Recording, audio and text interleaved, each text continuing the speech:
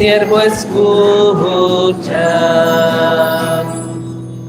El Señor esté con vosotros. Y con tu espíritu. Lectura del Santo Evangelio según San Mateo. Gloria a ti, Señor.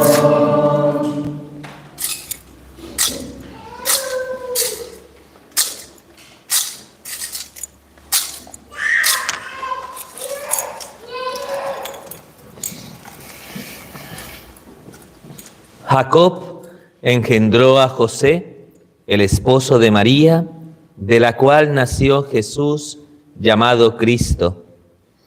La generación de Jesucristo fue de esta manera. María, su madre, estaba desposada con José, y antes de vivir juntos resultó que ella esperaba un hijo por obra del Espíritu Santo. José, su esposo, como era justo y no quería difamarla, decidió repudiarla en privado.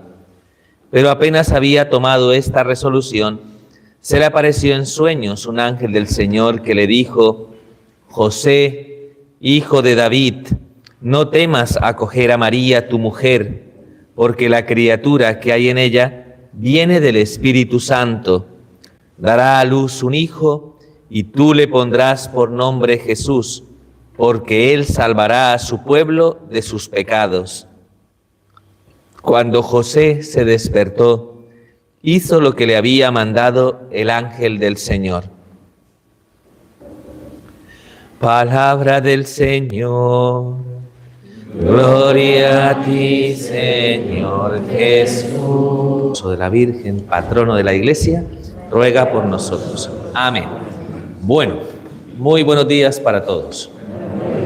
Bueno, dentro del contexto de la Santa Cuaresma, la liturgia de la Iglesia nos presenta esta celebración solemne, la celebración de San José, que nos permite como alegrarnos, ¿no? Experimentar un gozo extraordinario a través de esta maravillosa experiencia de fe que nos lleva a dirigir nuestra mirada hacia la figura de San José, para poder aprender un montón de enseñanzas, cosas que iluminan pues no solamente el devenir y la experiencia de todos los que seguimos este camino, el camino de la fe, el camino de la vida cristiana, sino especialmente dentro del contexto de la celebración del día de hoy, social, del Día del Padre, ¿no? ¿Cuánto podemos aprender de San José? ¡Buah!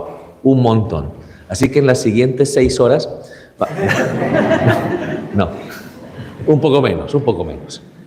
Vamos a hacer una reflexión que nos permita salir de aquí convencidos de esa necesidad, de la necesidad de tener a San José casi tan cerca como tenemos muchas veces la presencia de la Santísima Virgen María en nuestra vida, ¿no? Por la calidad del santo del que estamos hablando, y que de alguna manera sigue más o menos la misma pedagogía, la misma sensación que nos produce la devoción a la Virgen, ¿no? Una devoción que parte fundamentalmente de una mujer sencilla, humilde y silenciosa, y que sin embargo, ¿no?, el Señor exaltó por encima de todo, haciéndola reina del cielo y de la tierra, ¿de acuerdo? Pues San José, un poco más o menos de lo mismo, ¿de acuerdo? Una figura extraordinaria, pero marcada a través de la sencillez, como el ocultamiento que de alguna manera evidentemente adquiere dentro de la dimensión de Dios aquello que dice la misma palabra, que el que se humilla finalmente será enaltecido, y es el patrono de la Iglesia universal, con lo cual quiere decir que podríamos de alguna manera, yo voy a partir de una idea fundamental, se la he copiado a una tal Teresa de Ávila, a la gran Teresa de Ávila, ¿de acuerdo? Una idea que yo creo que nos puede ayudar a empezar la reflexión del día de hoy. Ya sabéis que Teresa de Ávila tenía una gran devoción a San José. El primer convento de la Reforma que funda en Ávila es precisamente el convento de San José. Ella normalmente, cuando iba ya realizando su labor, ¿no?, de reforma de la vida carmelitana, colocaba una figura de San José en el asiento de la abadesa, ¿no?, del convento, ¿no? ¿Y por qué ella tenía esa especial devoción y esa firme convicción de que poner todo en las manos de San José era lo mejor que se podía hacer? ¿Sabéis por qué? Porque ella decía lo siguiente: ¿cómo no encomendar a la intercesión de San José la reforma si en este mundo el Hijo de Dios obedeció a este Padre? Si yo de algún modo le pido a San José algo desde el cielo, ¿acaso de algún modo el Hijo de Dios se va a resistir a ofrecerle, ¿no?, a ese al que le obedeció en esta tierra todo cuanto él le pida? Ah, qué interesante. San José, de alguna manera, San José fue padre adoptivo de nuestro Señor Jesucristo, y Jesucristo se sometió a la obediencia a ese padre, ¿de acuerdo? Entonces, ¿cómo no pedirle a San José si el Hijo de Dios está acostumbrado a obedecerle? Todo lo que le pida a ese padre, ¿acaso el Hijo de Dios no lo va a tener en cuenta? ¿Acaso no sería para todos nosotros una garantía de gracia el poder encomendar todas nuestras empresas, nuestras inquietudes, todo lo que hay en nuestro corazón a través de la figura de San José?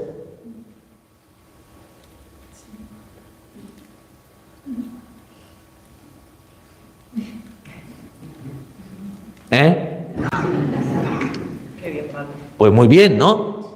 Muy bien, que hoy y especialmente soy consciente de aquellos que hoy realizan este acto de consagración, la figura de San José, ponemos nuestra vida hoy en sus manos y pedimos especialmente al Señor, ¿no?, pues que todo lo que pidamos a través de Él pueda llegar directamente, ¿no?, al corazón de Jesús. Aquel, os lo repito, a quien el Señor obedeció mientras estuvo en esta tierra. ¿De acuerdo? Una idea magnífica y es por donde quería empezar la reflexión del día de hoy. ¿Ok?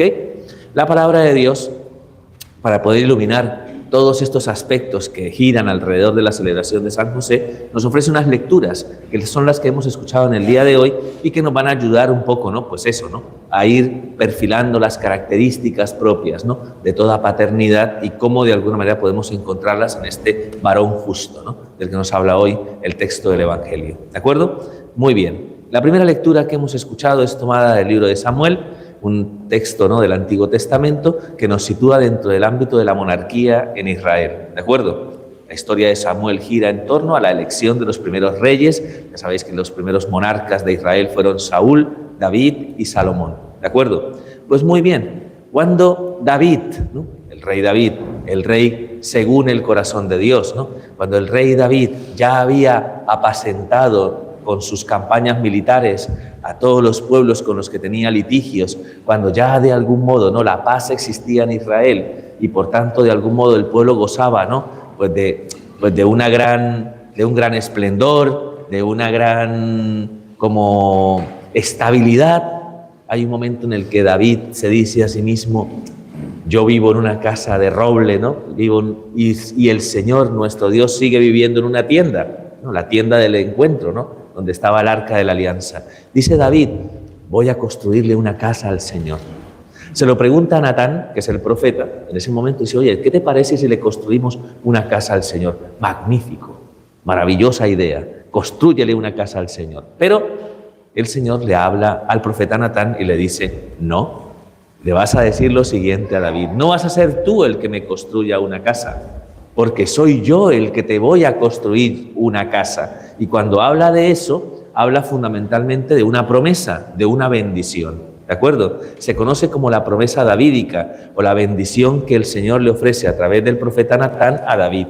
Y es el hecho de garantizarle que él de algún modo le bendecería su descendencia y que uno de su descendencia, se sentaría siempre en el trono de Israel, ¿de acuerdo? Garantiza que los descendientes de David serán los que van a recoger el contenido de una promesa que va a estar asociada, porque lo sabemos ya nosotros, a la venida del Mesías, Rey y Salvador. O sea, es para la dinastía de David, para la dinastía de Judá, pues una bendición enorme saber que aquel que viene a salvar, que aquel que viene a redimir a la humanidad, va a venir de tu familia, ¿de acuerdo? Que le dice el Señor al profeta Natán: dile a David, yo te saqué de los apriscos. No eres tú el que de alguna manera garantiza, ¿no?, el hecho de que la casa del Señor se manifieste por siempre, ¿de acuerdo? Es una acción por sí misma que le ayuda a David a entender algo que yo creo que es fundamental, ¿no? Que es el Señor el que rige el destino de nuestro corazón, de nuestra vida, y que de algún modo por eso podemos decir de esa forma que el Señor se erige a sí mismo como la fuente de toda paternidad, ¿de acuerdo? Por eso le dice, hablando de su descendencia, ellos, o sea, tus descendientes, aquellos que de alguna manera están llamados, ¿no?, a gobernar al pueblo de Israel, ellos serán para mí como un hijo y yo seré para ellos como un padre, ¿de acuerdo? Una garantía que nos lleva a considerar las primeras características de toda paternidad, ¿en quién? En Dios. ¿Cómo es la paternidad de Dios? ¿Cómo es la paternidad de Dios? La paternidad perfecta. Sus planes, sus designios son designios de salvación, por tanto están siempre revestidos de una característica que es de amor incondicional. ¿Qué es lo primero que debemos pedir, no? La figura de un padre. Amor incondicional. ¿Y cuáles son las características de ese amor incondicional del que nos habla Dios cuando lo contemplamos a la luz de la historia de la salvación? Son dos atributos fundamentales. Uno de ellos es su providencia. ¿Qué significa? Algo que dice el Señor en el Evangelio. Si vosotros, que sois imperfectos, sabéis dar cosas buenas a vuestros hijos, cuánto más vuestro Padre Celestial dará cosas buenas a sus hijos. ¿Confiáis en ello? Porque de algún modo es lo que garantiza que luego, cuando contemplamos lo que es la paternidad en sí misma, consideremos cómo, a la luz del misterio de Dios, podemos saber cómo un padre puede ofrecer lo mejor a sus hijos. Porque ¿qué es lo mejor para Dios, para nosotros? Cuando Dios contempla, ¿qué es lo mejor para mis hijos? ¿Las riquezas? ¿Qué es lo mejor para mis hijos? Para Dios. ¿Los placeres de este mundo? ¿Qué diríamos si en algún momento nos preguntáramos cómo se manifiesta la providencia de Dios en la vida de cada creyente, en la vida de cada uno de nosotros? ¿Cómo se manifiesta esa providencia? ¿Qué es lo que pretende y Dios quiere de nosotros? Alguien dirá que seamos santos, que nos salvemos. El Señor nos ofrece todas las garantías necesarias para que la realización del proyecto de nuestra vida esté cimentada en la base de su amor. Es lo que pretende y quiere, que nos desarrollemos como hijos suyos. Para eso nos ofrece todo y permite todo cuanto acontece en nuestra vida para que vivamos ese proceso de purificación. Por eso Dios no nos da todo lo que pedimos. Hay alguien que me protesta y dice, yo le pido y no me concede lo que le... ¿Y qué le estás pidiendo? ¿No? ¿Qué le estás pidiendo? Que el Barça gane la Champions. Bueno... La súplica de Benito, ¿no? ¿Qué le pedimos? ¿Qué le pedimos? O sea, a veces le pedimos cosas que de algún modo no manifiestan realmente el deseo fundamental de Dios de nuestra salvación o de nuestra realización plena. Por eso un padre tiene que saber de algún modo otorgar aquello que verdaderamente es necesario para sus hijos. No sé si me entendéis. No nos sirve la idea de que un padre todo tiene que decir que sí.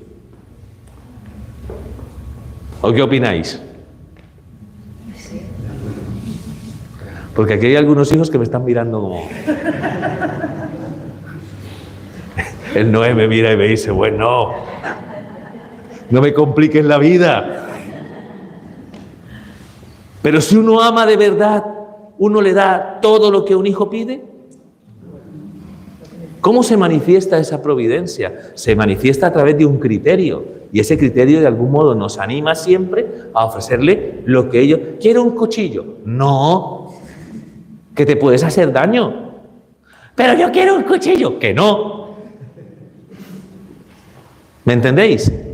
Pero a veces pensamos que de alguna manera ofrecerle a nuestros hijos todo lo que pidan es una garantía de que estamos haciendo las cosas bien. Y debes saber discernir en ese talante, ¿no? En esa idea de la providencia. Necesitamos discernir qué es lo que realmente necesitan nuestros hijos. ¿De acuerdo? Porque a veces eso implica para nosotros una tarea de pulso. ¿Acaso nos dais cuenta que Dios a nosotros nos corrige? Que Dios en algún determinado momento a nosotros nos exhorta, nos invita a que reconduzcamos nuestros pasos extraviados. Eso es fruto de su amor y de su preocupación por nosotros. A veces nosotros protestamos, nos rebelamos y eso Dios lo acepta. ¿Me explico? Porque sabe y conoce perfectamente lo que somos, pero no deja de alguna manera de mirarnos siempre y de ofrecernos su voluntad, ¿no?, a través de lo que realmente es necesario para nuestra vida. ¿De acuerdo? Por eso el Señor manifiesta su providencia buscando siempre lo que es conforme a nuestra realización plena como hijos suyos. Por eso nos forma, por eso quiere ayudar a que nuestra libertad se ejerza de manera comprometida, lo cual significa que una paternidad providente, ¿no?, exige de alguna manera un poco de firmeza. ¿Estáis de acuerdo? Así que necesito padres firmes y no padres blandengues. Primera perlita para el Día del Padre. ¿De acuerdo? Primera perlita, necesito padres firmes, ¿no?, y no padres blandengues. ¿De acuerdo? Que sepan asumir una responsabilidad enorme y es garantizar el desarrollo de la vida de sus hijos en el amor. En el amor. Me encanta de algún modo la solicitud que yo creo que todos asumimos de brindar lo que verdaderamente es necesario para nuestros hijos. ¿De acuerdo? En el vestir, en el comer, en un techo, todo esto que yo sé que todos lo hacemos, más o menos, ¿no? Creo que todos asumimos esta responsabilidad. Habrá que rezar por quien no la asume.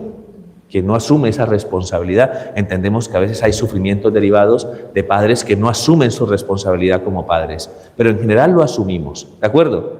Pero hay que ir un poquito más allá, ¿de acuerdo?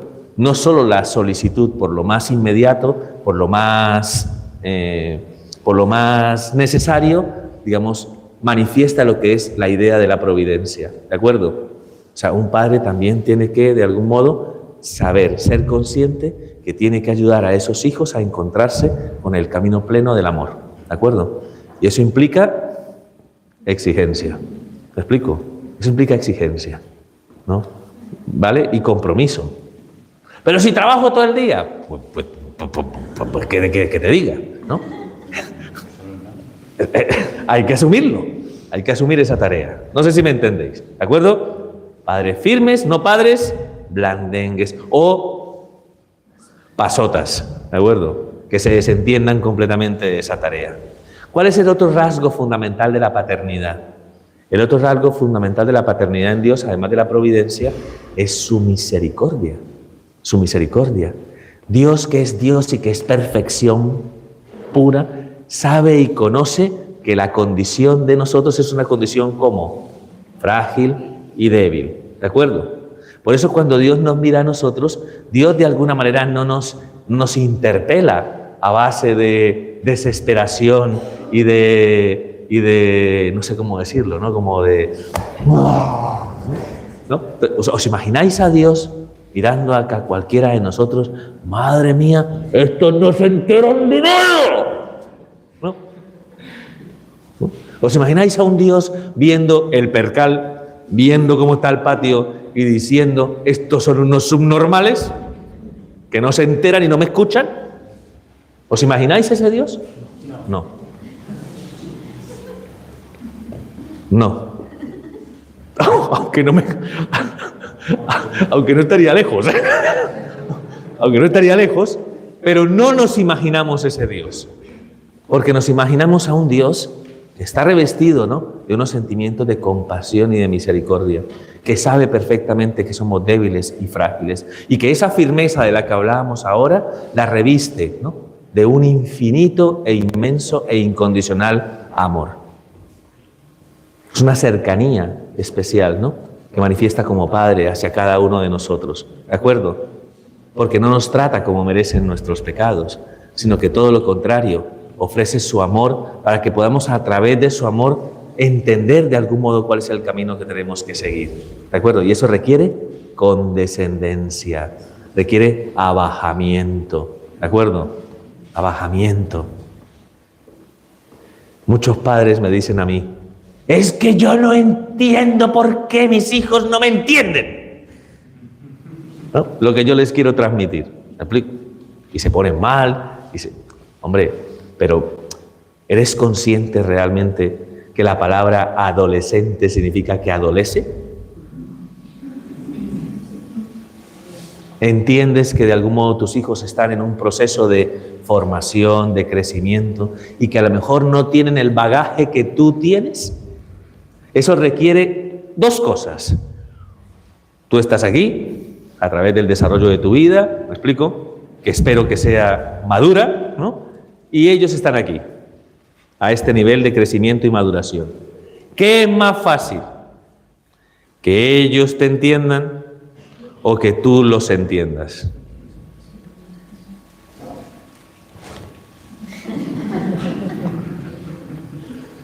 Desde una perspectiva muy ensimismada, pues que me entiendan. Pues de alguna manera tienes que ser consciente que tú tienes que abajarte para poder entender la situación. No significa que esa realidad te lleve a ti a justificar cualquier actitud o cualquier comportamiento, porque hemos dicho que un rasgo de la paternidad es corregir. Pero si tú corriges con ira, porque la impotencia muchas veces nos lleva, ¿no?, nos lleva a sacar lo peor de nosotros mismos, ¿me explico? Pues al final, pues esa realidad lo que te hace es que te resta autoridad. Tenemos que aprender, la firmeza no significa irascibilidad. La firmeza no significa que de algún modo tengamos que dejarnos atrapar por el dolor y que respondamos ante toda provocación y ante todo pulso con vehemencia. ¿Me explico? Hay un reto extraordinario en la consideración de ser padre, ¿de acuerdo? Y es el aprender a aceptar la debilidad de nuestros hijos, no asustarnos, no escandalizarnos y ser capaces de amar en la debilidad, que es lo más maravilloso de la misericordia. Entonces necesitamos padres misericordiosos y pacientes con sus hijos.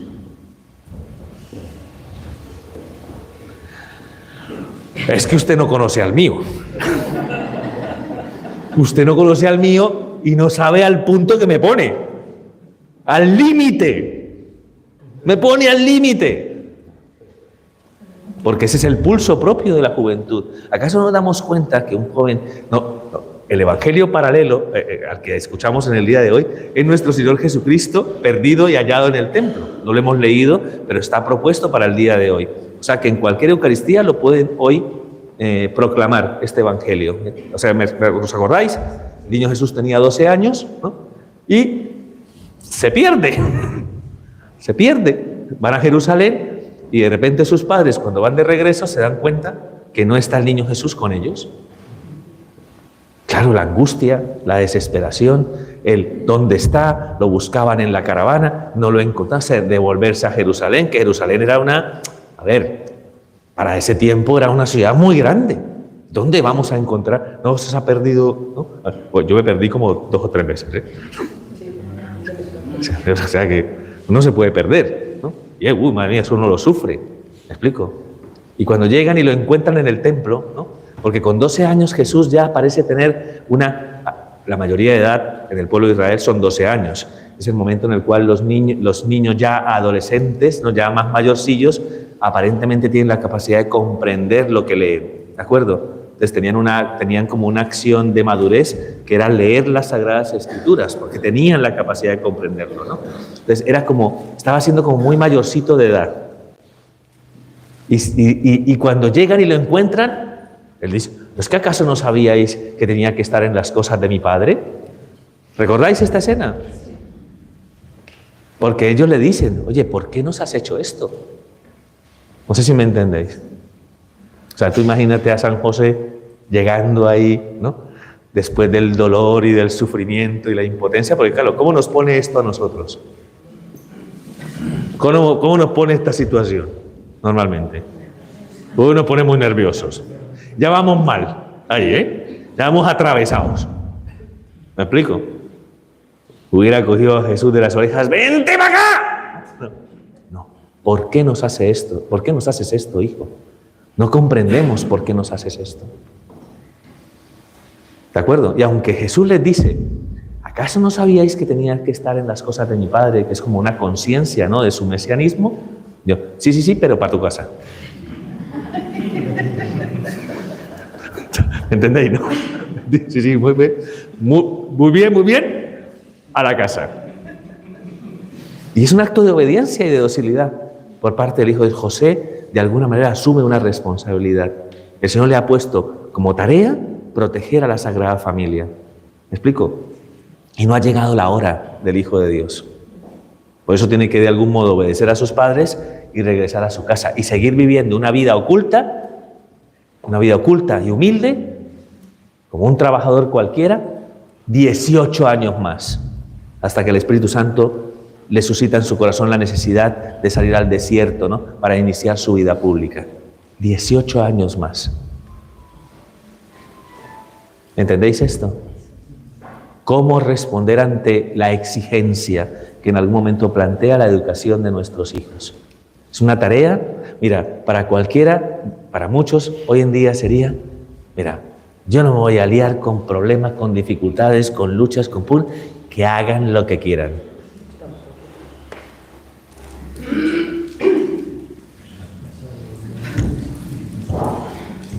Ni se te ocurra, ni se te ocurra, ni se te ocurra.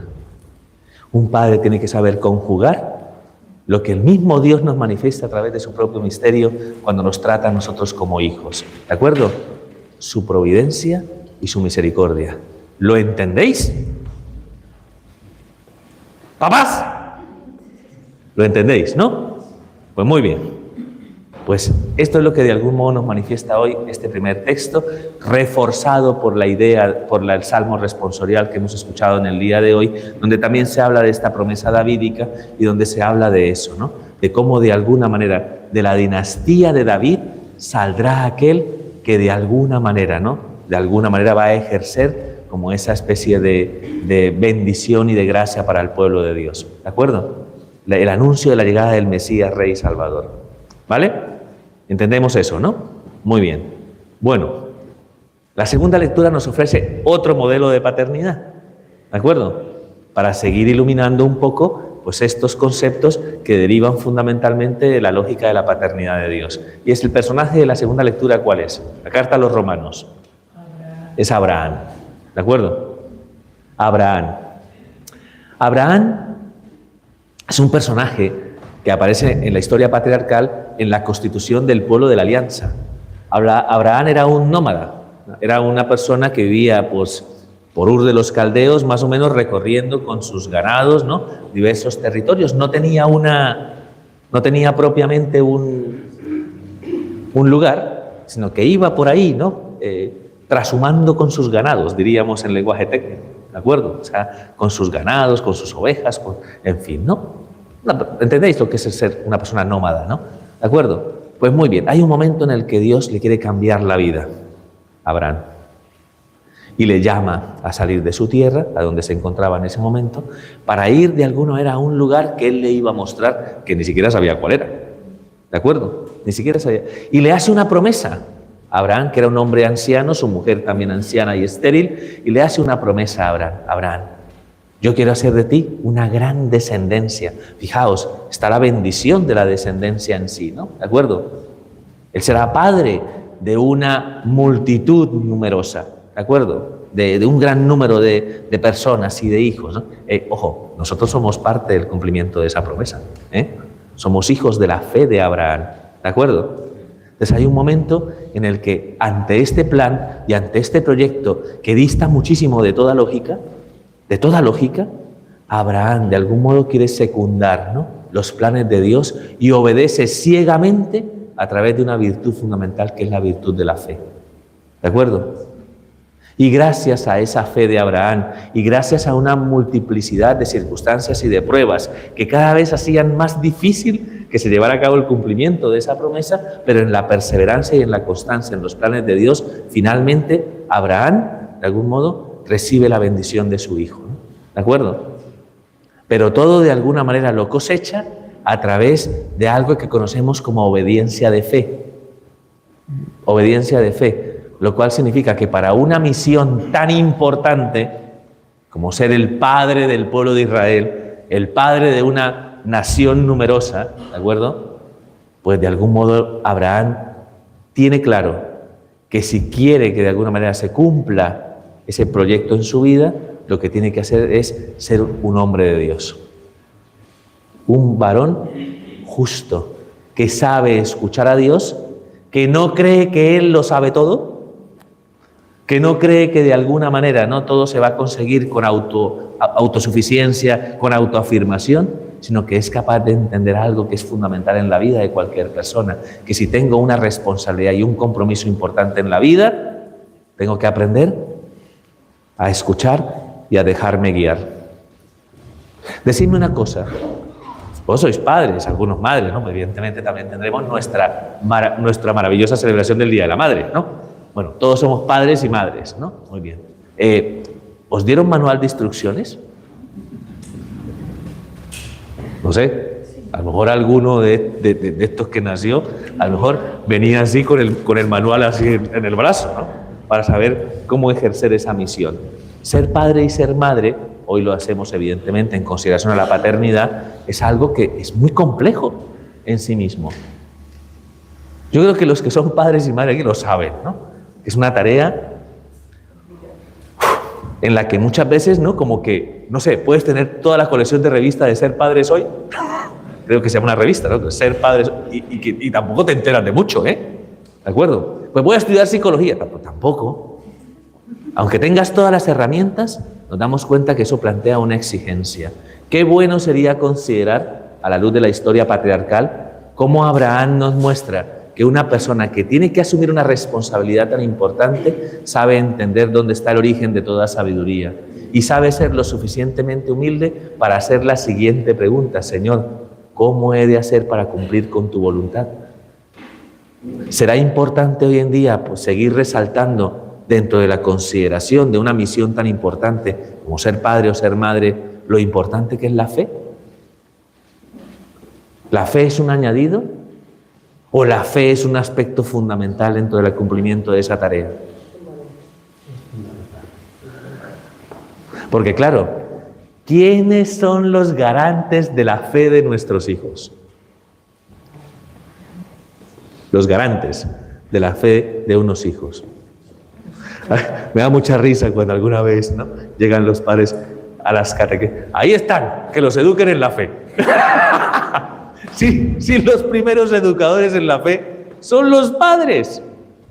Si de alguna manera nosotros no asumimos una responsabilidad tan grande a los ojos de Dios de decir, oye, ¿será que es importante que si yo le quiero transmitir a mis hijos que se fíen de Dios, que escuchen a Dios, ¿no seremos los primeros que tendríamos que atender a esa llamada y decirle a Dios, Señor, enséñanos, ayúdanos a ser buenos padres, un buen padre, una buena madre? Eso exigiría que evidentemente en las familias existiera una piedad cristiana muy comprometida.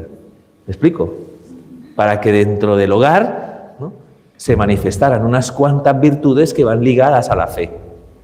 Porque a la luz de Dios, tal como lo hizo Abraham, es como se construye un proyecto de Dios, como puede ser el proyecto del matrimonio y la familia. ¿De acuerdo? Entonces os pregunto, ¿tenemos realmente nosotros presentes esa fe en el cumplimiento de esa tarea? ¿O lo intentamos hacer con nuestras propias fuerzas, sin contar con la ayuda de Dios?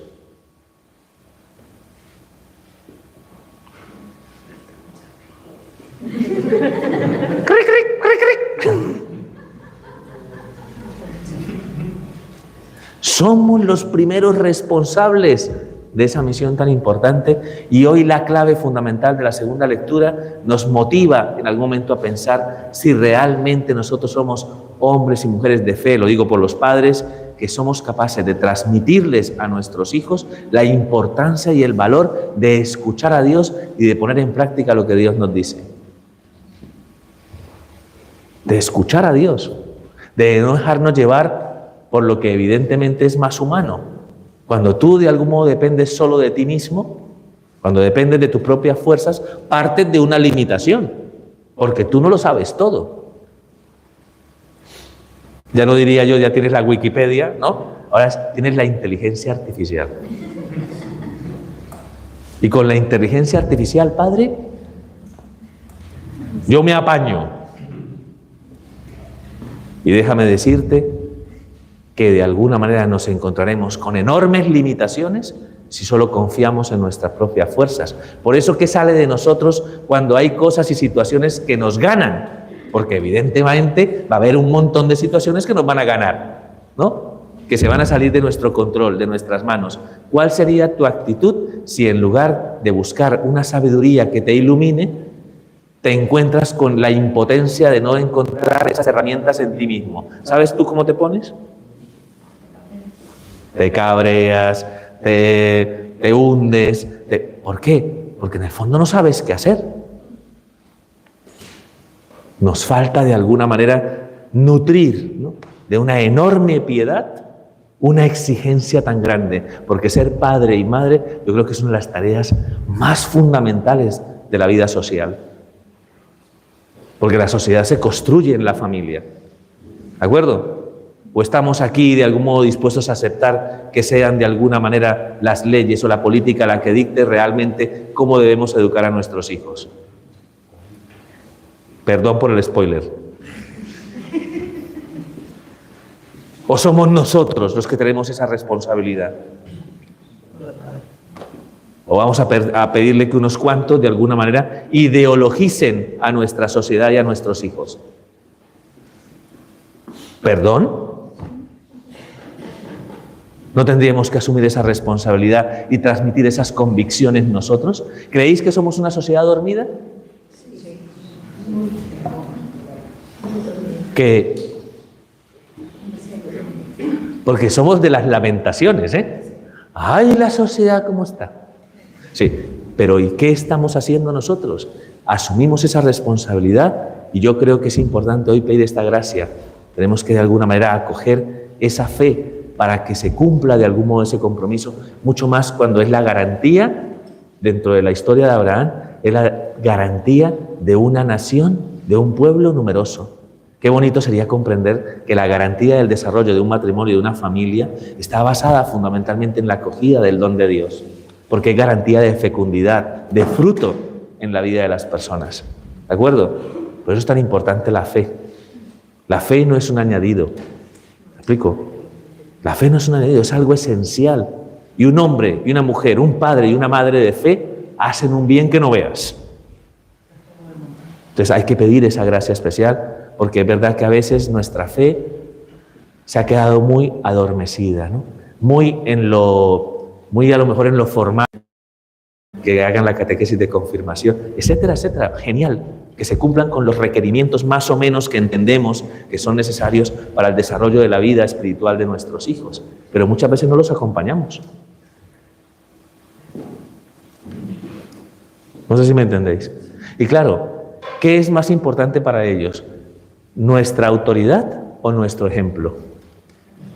Bueno. Y tienes que hacer la comunión. Pero papá, si tú no vas a misa, habla con tu madre. En fin, no sé si me entendéis. Claro, es que tiene que haber una cierta sensación de que, mira, os cuento una anécdota, no de ninguna circunstancia de aquí del convento, ni nada, una anécdota, ¿no? Me explico, porque en el fondo, pues resulta que una persona, dentro de lo que es la celebración de un bautismo, siempre hay unos requisitos, ¿no?, para el bautismo, y uno de los requisitos es garantizar que esa criatura, alguien responda por su fe. Y había una familia que quería bautizar a su hijo. Los padres no practicaban. Y los padrinos que querían de alguna manera, ¿no?, pues, que querían de alguna manera para el bautismo, tampoco practicaban y uno ni siquiera creía. Entonces yo me digo, bueno, pero entonces ¿para qué lo bautizáis? Yo no entiendo. O sea, pero ¿por qué lo bautizáis? Y me responden, porque es importante la fe. Yo sí, ¿para quién? Pero ¿para quién es importante? ¿No? ¿Para quién? No sé si me entienden, ¿no? Por la foto en la pared de la casa. No, pero, oye, pero no es mucho más sensato que si de alguna manera estamos llevando a nuestros hijos a participar de los sacramentos, seamos los primeros responsables, ¿no?, en acrecentar nuestra vida sacramental, en que le podamos testimoniar a nuestros hijos que para nosotros es importante eso. Hay párrocos que me dicen, es que dicen, se levantan por la mañana los padres, vete a misa. Como, vamos, ¿no? ¿No sería más consecuente? Vamos a misa. No sé si me entendéis. La piedad. La piedad es un atributo extraordinario en la consideración de la paternidad como nos lo ofrece hoy las Sagradas Escrituras. ¿De acuerdo? Ya hemos hablado de providencia, de misericordia y de piedad. ¿De acuerdo? Y vamos a leer el Evangelio y vamos a reconocer todo eso en la figura de San José. La figura de San José. Primero que todo, San José es rey. ¿Ah, Sí, sí. Bueno, llamado a ser rey, ¿no? Era de la dinastía de Judá, descendiente de David, por tanto, de algún modo sería monarca legítimo del pueblo de Israel. Ese que ven ahí. Y sin embargo, sabéis que en la historia había otro que gobernaba en tiempos de Jesús. ¿Quiénes eran? Los de la dinastía herodiana, Herodes. Eran reyes usurpadores, no eran legítimos. Todo el pueblo lo sabía, pero todo el mundo, por respetos humanos, nadie decía nada. Pero los verdaderos que estaban... ¿Y creéis que de alguna manera, ¿no?, encontramos en la figura de San José prepotencia, orgullo por el hecho de ser de la dinastía de David? ¿A qué se dedicaba José? Era un simple artesano. Un simple artesano. Unas virtudes que de alguna manera van ligadas a algo que es fundamental en la experiencia y la piedad cristiana, y es la humildad. Uno no puede tener piedad auténtica si no tienes un corazón pequeño y sencillo. ¿Me explico? Porque es evidente que aquel que cree que lo puede todo, pues evidentemente normalmente siempre tiende a ser prepotente y orgulloso. ¿Notamos esos signos de prepotencia y de orgullo cuando tenemos autoridad? A veces los notamos. Pero San José es humilde, sencillo, no reivindicativo. Hay claves ahí, ¿eh? Ojo, hay claves de cosas que nos enseña San José. ¿Me explico? Porque cualquiera estaría, pues yo debería ser rey. Y fíjate aquí, de carpintero, menudo asco de sociedad. Pero José hace lo que tiene que hacer para complacer a Dios en su piedad. Hoy la palabra de Dios nos dice que era un varón justo y piadoso a los ojos de Dios. ¿De acuerdo? No sé si en los evangelios apócrifos se dice normalmente que la Virgen fue presentada en el templo y que en el momento en el que la Virgen empezó ya a ser una doncella, ya lista para ser comprometida en matrimonio, dicen que de algún modo, pues como conocían el candor de la Virgen, hay un momento en el que el sumo sacerdote toma la decisión de decir, pero ¿a cuál varón? ¿No? ¿A cuál varón, no?, podríamos entregarle a una doncella tan especial, ¿no?, como esta que de alguna manera ha estado aquí en el templo, ¿no?, que era la Virgen, ¿no? Y que entre un conjunto de aspirantes pidieron un signo, ¿no? Y que el signo que Dios manifestó fue que la vara de José floreció. Por eso veis siempre, ¿no? ¿Veis? Como pequeños lirios, como estos, ¿no? Algún lirio en la mano de José, recordando ese momento en el que parece que Dios, ¿no?, quiso mostrar a través de ese signo el amor de predilección que tenía por este varón santo y justo, ¿no? ¿De acuerdo? Entonces, sigue la tradición diciendo que José fue desposado, ¿no? O sea, María fue desposada con José con María, ¿no? En el matrimonio judío habían dos momentos, los desposorios y las nupcias, lo cual significa que primero se comprometían.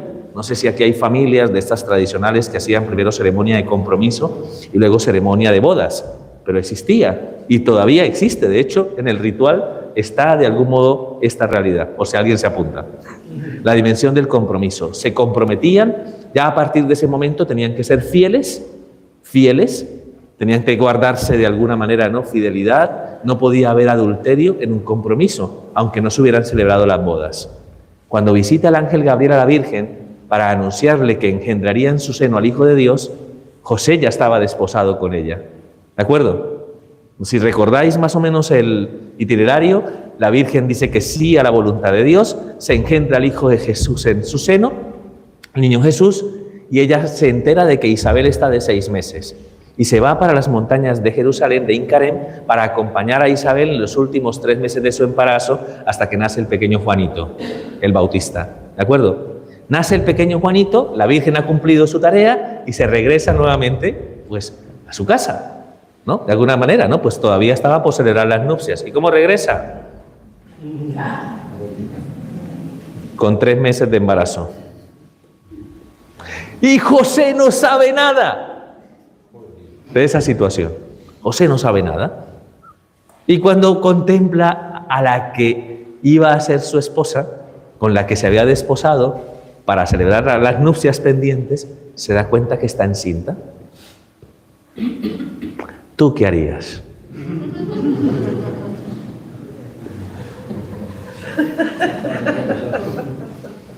¿Tú qué harías?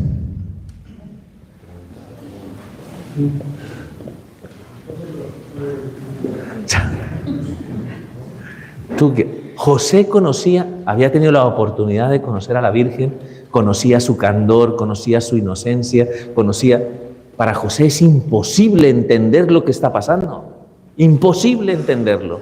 Pero ¿cómo ella pudo haberme sido infiel? Si él conocía de alguna manera no la inocencia y la virtud de esta doncella de Nazaret.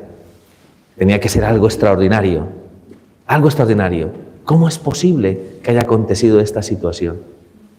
Y eso se sufre muchísimo, ¿de acuerdo? Pero José, que es un varón justo y piadoso, que no entiende, en lugar de transformar el no entender en rabia, que perfectamente, mira, José, movido por la rabia, por la ira, porque claro, no sé si sabéis que eso hubiera producido un efecto, decímelo como hombres, es como arrugar el amor propio de un hombre, ¿no? Me han sido infieles. ¿Me explico?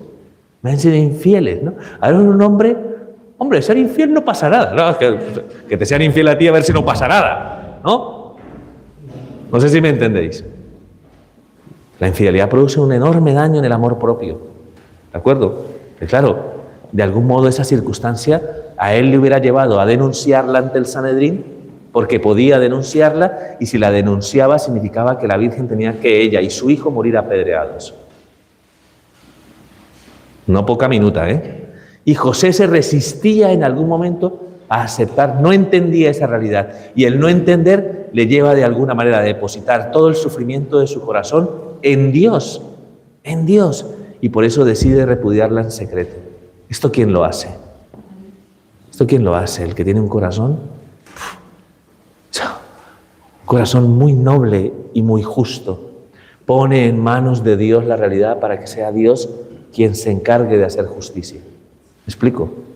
No lo pone en la justicia de los hombres porque de algún modo entiende mínimamente que hay algo aquí que él no puede digerir, que él no puede entender. Entonces, lejos de apropiarse de eso, lo que hace es descargarlo en su Dios. Eso lo hace un hombre de piedad. Se abandona y se fía. Es un hombre de fe que se fía de Dios. Y por eso Dios le habla en la noche, ¿de acuerdo? Mientras duerme. Y en un sueño, que es lo que hemos escuchado en el día de hoy, que es el Evangelio que estamos leyendo en este día, que en el sueño el Señor le dice: José, no temas tomar a María, tu mujer, como esposa, porque el niño que viene en su seno es del Espíritu Santo. ¡Ah! ¡Claro! Ahora ya lo entiendo. No. Evidentemente, es la misma comunicación que le hace el ángel a la Virgen cuando ella le pregunta ¿cómo será posible? Pues no conozco varón, el poder del Espíritu me cubrirá con su sombra. La Virgen, que es también una mujer de piedad y de fe, acepta la palabra de Dios, aunque su lógica sea incapaz de comprenderlo, pero se fía de Dios, porque eso es la persona que tiene fe, se fía de Dios, de lo que Dios dice. Ahí nuestra lógica, porque no tiene lógica en sí.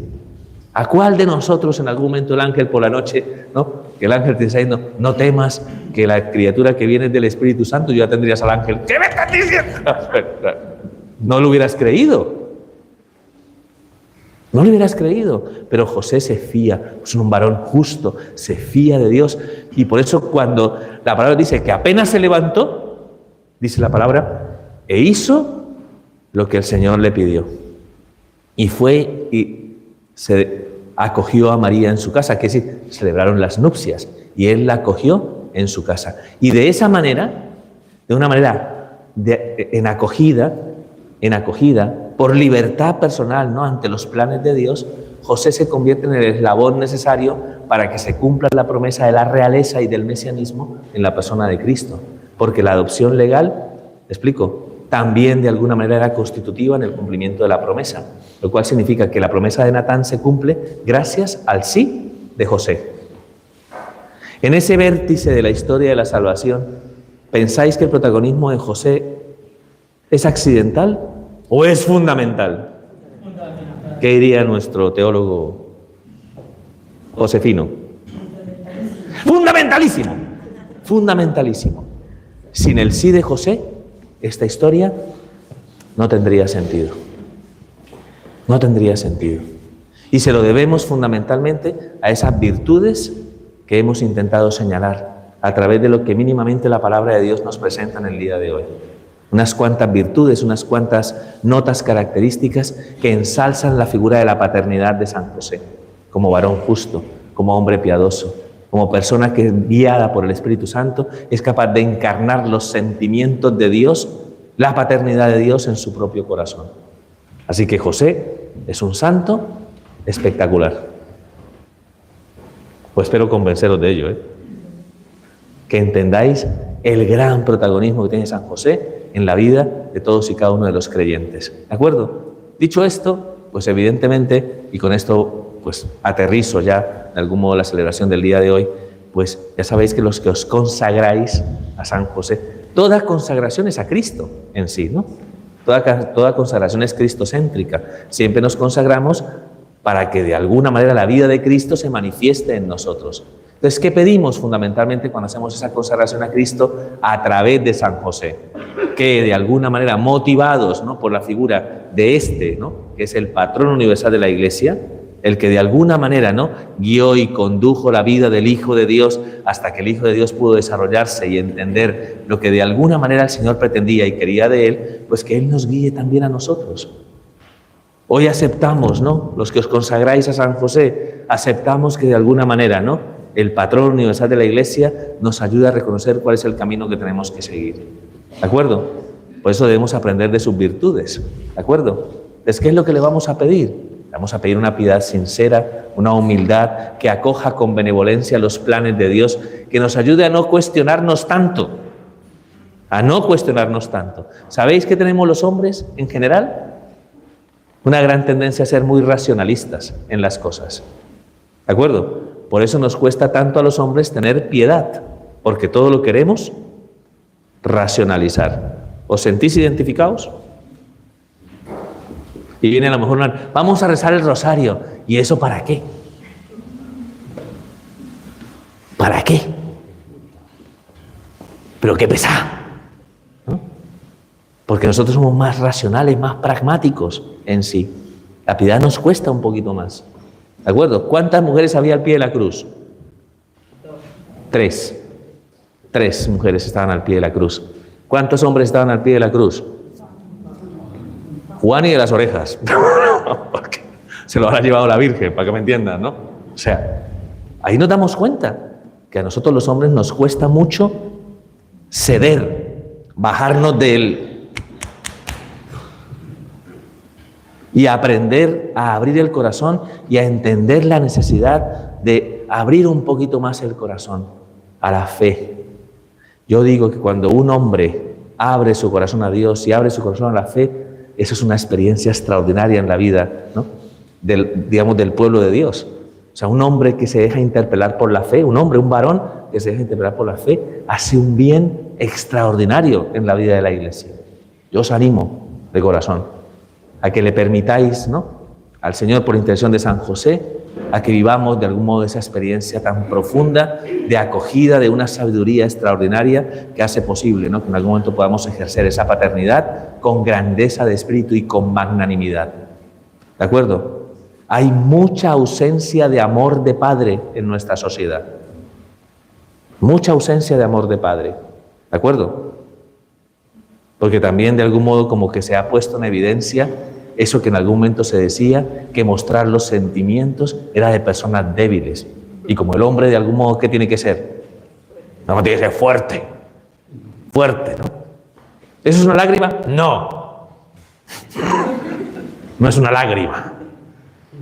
Es es la alergia. O sea, no somos capaces de aceptar que podemos transmitir y comunicar sentimientos. Un padre tiene que decir te quiero a sus hijos. Sí. Tiene que de alguna manera abrir su corazón, ser capaz de transmitir y comunicar amor. No es ningún problema. Pero nos hemos creado como una especie de barrera que hace que en algún determinado momento como que nos planteemos las cosas desde una realidad más funcional y más pragmática. ¿Me explico?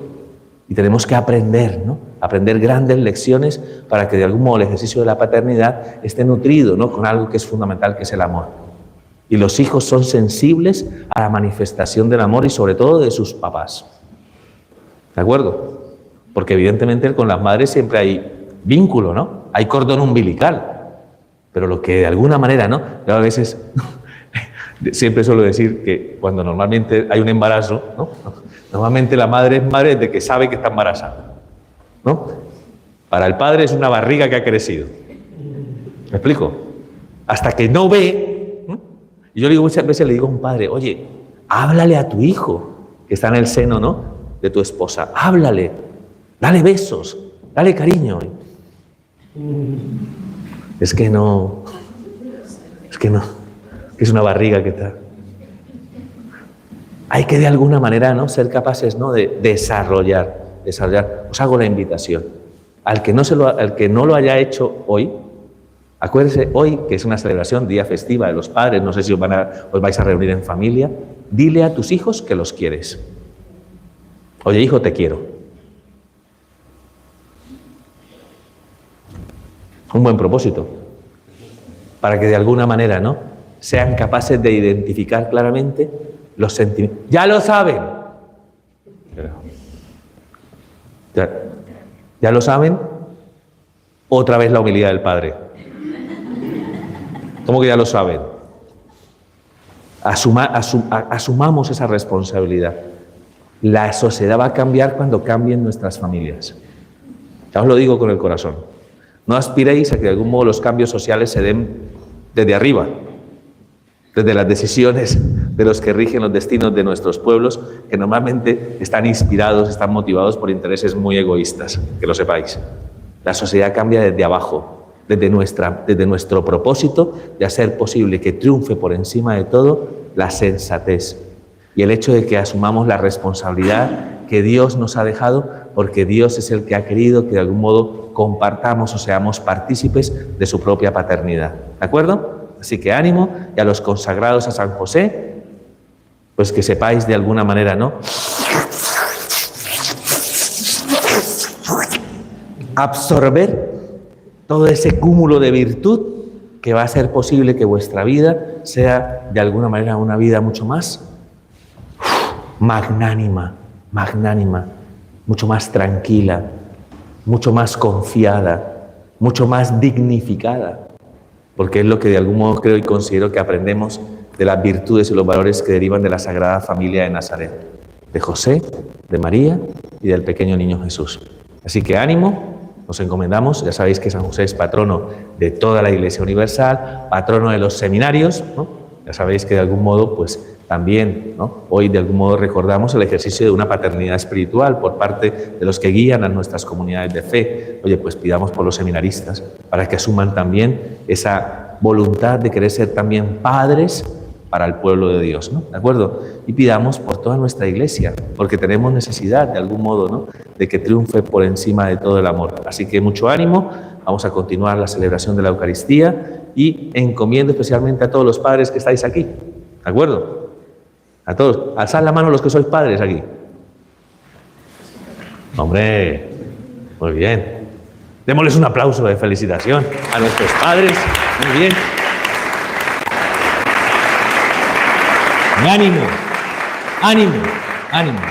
Dad la vida por vuestros hijos. Dad la vida por vuestros hijos. Seguid el ejemplo que nos da el Señor.